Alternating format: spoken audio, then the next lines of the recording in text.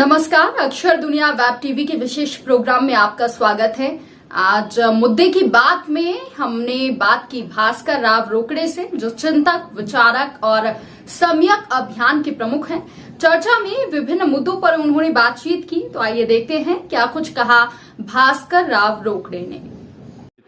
चिंतक, विचारक, सम्यक अभियान के प्रमुख भास्कर राव रोकड़े जी इस कार्यक्रम में हाल ही में भास्कर राव रोकड़े जी 6 महीने पहले कांग्रेस में भी शामिल हुई है। कांग्रेस ने इनके सम्यक अभियान के मुद्दों को भी उठाया है। तो आइए हम इनसे मुद्दे की बात करते हैं, जानते हैं किस तरह से इनके मुद्दे हैं, क्या भविष्य में आगे आने वाले दिनों में करने वाले हैं। तो रोकड़े जी, सबसे पहले हमारा सवाल है, यह आपने जो ईवीसी वाला मुद्दा उठाया है, यह क्या है?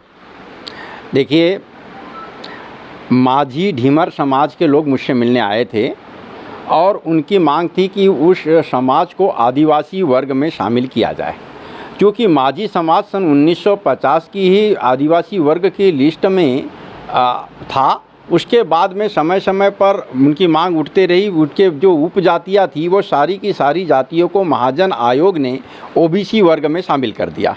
उसके बाद उनका आंदोलन तेज हुआ, लेकिन आदिवासी वर्ग उन्हें आदिवासी वर्ग में शामिल करने की मांग का विरोध करता रहा है, जिसलिए सभी राजनीतिक दल उनके मंच पर आने से डरते रहे।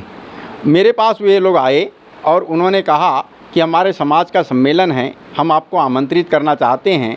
तो हमने बोला, भाई आपके मुद्दे क्या हैं, किस मुद्दे पे आमंत्रित कर रहे हैं, कार्यक्रम क्या है? तो उन्होंने कहा कि हम चाहते हैं हमारे समाज को आदिवासी वर्ग में शामिल किया जाए। हमारी मांग पुरानी है और पहले भी हमारी जो मूल जाति है वो आदिवासी वर्ग में रही है। मैंने कहा, आपके लिए हम कुछ अलग से व्यवस्था देना चाहते हैं और उस दिन कार्यक्रम में ही उस व्यवस्था के बारे में बताएंगे। जब 5 अक्टूबर को कार्यक्रम हुआ तो उसमें हमने ईबीसी वर्ग में रखने की उनके सामने बात रखी। ईबीसी, दरअसल ईबीसी वर्ग वो है एक्सट्रीमली बैकवर्ड क्लास, अर्थात बैकवर्ड, अत्यंत पिछड़ा वर्ग। तो इसमें हमने किस वर्ग को शामिल करने की बात किया है? सर, इसमें कौन कौन सी जातियाँ शामिल रहेगी? देखिए, ये इसमें वो जातियां हैं जो परंपरागत पेशे से जुड़ी हुई थी और वो पेशा कालांतर में, आधुनिक दौर में नई टेक्नोलॉजी आई और नई टेक्नोलॉजी में उनका पेशा उनसे छीन लिया गया। जैसे ढीमर, माझी, केवट आदि समाज, उसी प्रकार लोहार विश्वकर्मा समाज, गोवारा गायरी धनगर समाज, अब ये भेड़ बकरियां पालने वाला गडरिया पाल समाज, ये आपका रजक समाज, आपका ये प्रजापति कुम्हार समाज आदि जो पेशे, कीर समाज, ये कीर समाज के साथ बड़ी विचित्र स्थिति है। यह वनांचल में ही रहता है, लेकिन ये पहले आदिवासी वर्ग में था। पता नहीं किस कारण से इनको आदिवासी वर्ग से निकाल दिया गया। उसी प्रकार पनिका समाज कहने से अपने आप में स्पष्ट होता है कि यह पानी भरने वाला पनिका समाज होता था, ये भी वनांचल में रहता था। कुछ राजनीतिक कारणों से इस समाज को आदिवासी वर्ग से विंध्य क्षेत्र को छोड़कर बाकी क्षेत्र में अलग कर दिया गया। उसी प्रकार प्रजापति कुमार समाज विंध्य क्षेत्र के पुराने 8 जिलों में शेड्यूल कास्ट में आता है। प्रदेश के बाकी हिस्से में ये अनारक्षित श्रेणी में आता है, अब ओबीसी में आ रहा है। रजक समाज मध्य प्रदेश में केवल 3 जिले में, भोपाल, रायसेन और सीहोर जिले में अनुसूचित जाति वर्ग में आता है, बाकी जगह में यह ओबीसी वर्ग में आता है। और इस समाज की यह स्थिति है कि यदि इसको ओबीसी वर्ग में रखते हैं तो ओबीसी वर्ग के जो प्रगतिशील समाज हैं, जो काफ़ी समाज आगे बढ़ चुका है, उसके साथ में ये समाज प्रतिस्पर्धा नहीं कर पाता। बहुत ही अधिक आर्थिक रूप से, सामाजिक रूप से, हर दृष्टि से यह पिछड़ा समाज है। इसलिए इन सारे समाजों के लिए अलग से व्यवस्था जरूरी है, अलग से वर्ग जरूरी है। इसलिए हमको अत्यंत पिछड़ा वर्ग में शामिल करने का प्लान इस समाज के सामने ला रहे हैं। क्या क्या सुविधाएं दी जाएगी इनको? देखिए, सर्वप्रथम इस समाज के लिए जो व्यवस्था दी जा रही है, इसको वैधानिक पैमाने पर कसना पड़ेगा।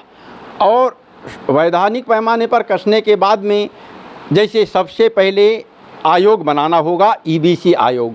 ईबीसी आयोग बनने के बाद में ईबीसी आयोग इन सारे समाज के बारे में जातिगत जनगणना करेगा। पहले तो अध्ययन होगा कि किस किस समाज को इस वर्ग में रखा जाए। उसके बाद में इनका जातिगत सर्वे होगा।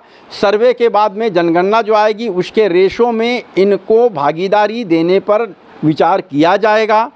प्रत्येक वर्ग को पैसे के अनुरूप प्राधिकरण बनाकर उस वर्ग के लिए योजनाएं बनाकर लाभ देने के प्रयास किए जाएंगे। जैसे ढीमर माझी समाज फूड प्रोसेसिंग इंडस्ट्री में काफ़ी आगे रहा है, लोहार विश्वकर्मा समाज, उन्हें उसी नेचर के कारोबार में आगे बढ़ाने के लिए प्राधिकरण बनाना होगा।